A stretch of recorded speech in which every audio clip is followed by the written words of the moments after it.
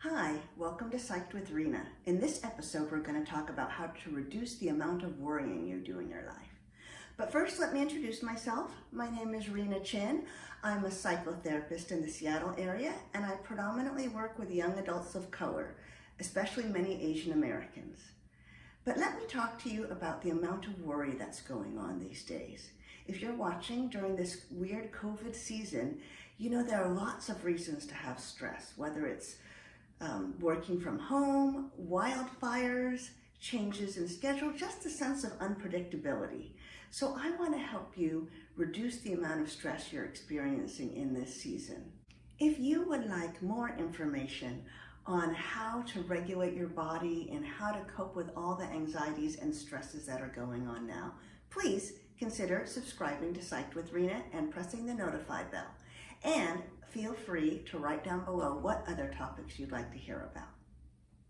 First thing I want you to do is to identify whether your stress is general, overall, underlying, which would not be uncommon for this season, or if your worry is about a specific topic.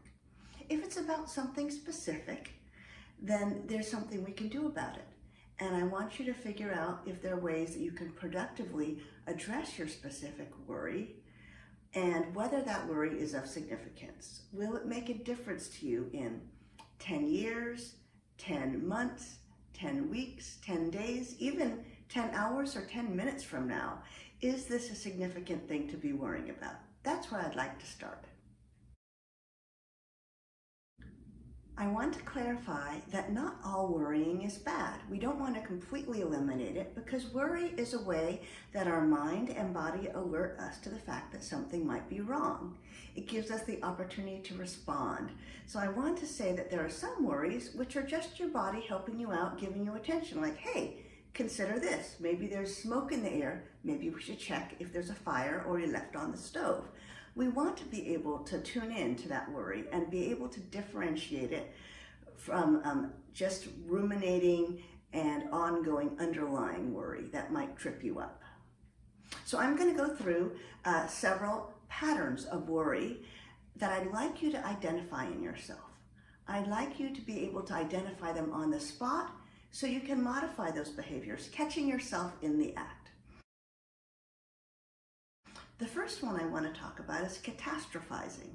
That's when something small goes wrong and you extrapolate it to be something very big. I have a client, Wei Wei. She's interviewing for internships these days, and she was in an interview with a big tech company, and she was not able to fully answer one of the questions. Now, this is actually pretty common with this company, but I feel like she took that one instance that's, needs to be corrected, and she extrapolated to say, oh my gosh, I missed this one question, so I won't get an internship with this company, so maybe no company will want me, so maybe I won't be able to get a job, and before you know it, she's catastrophized herself into being homeless. And I feel like sometimes we need to catch ourselves and say, how much consequence does this actual problem have? And is it worth continuing to worry about? Another common type of worry I see is all or nothing or black and white thinking.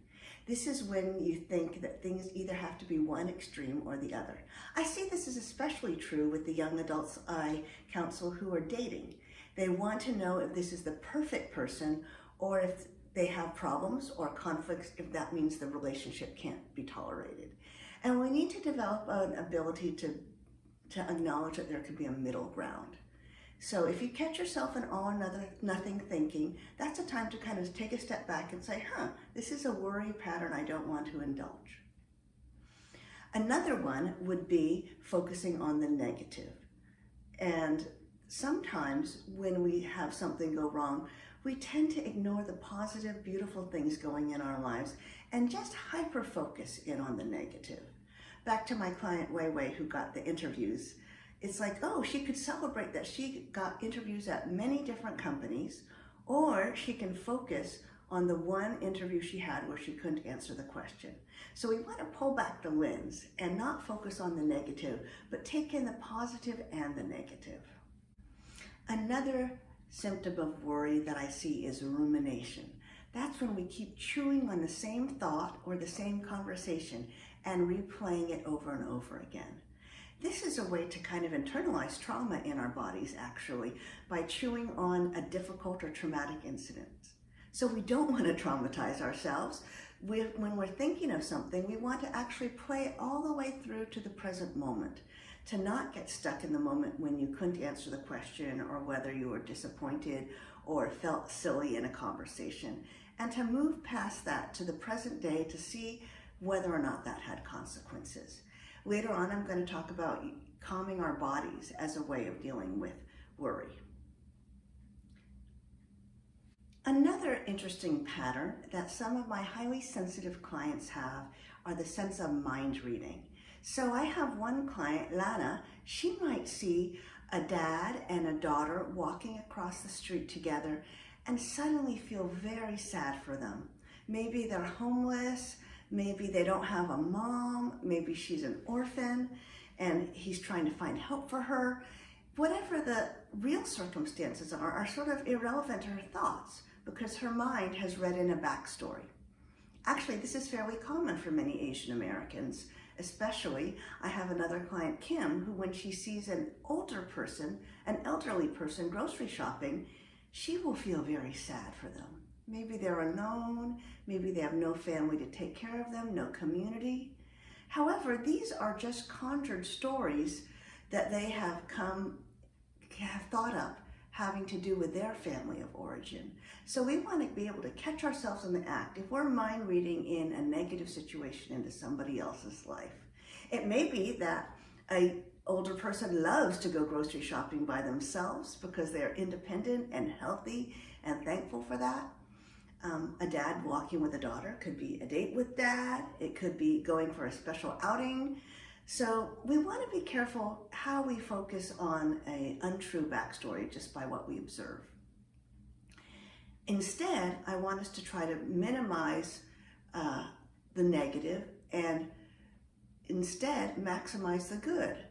A lot of times people who worry a lot tend to minimize the good that's going on in their lives. So we want to switch that focus. So as you go forward, I want you to notice which of these attributes or which style of worry you tend to focus on and be able to catch yourself and reorient yourself so that you can maintain less worry, less time on the worry channel in your life and more time on the gratitude channel.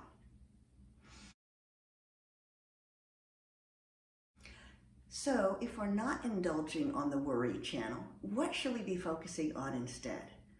The first thing I want you to do is learn to calm your body, calm your nervous system. Check out my video on triggers, anxiety, and your body for more information on how to do that. But through movement, through bilateral, repetitive, rhythmic movement, we can calm our body. That can look like taking a walk, some sort of exercise. I have specific tips and tools in the other video you can look at as well. But we want to calm our nervous system because our nervous system is worked up.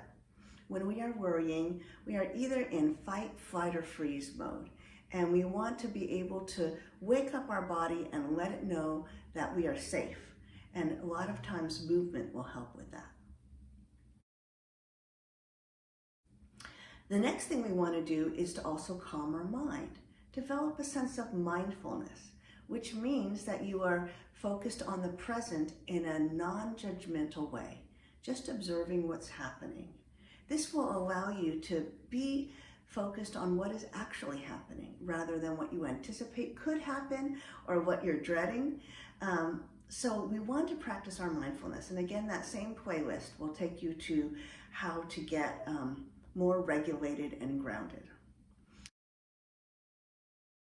And the last thing I want to say is please talk to someone if you have repeated problems with this, whether it be a professional therapist or a family friend or a relative. Find some help for someone for you to process these things. Sometimes we can't tell if we're caught in this loop of rumination or black and white thinking, and it takes another friend or someone to walk alongside us to help us.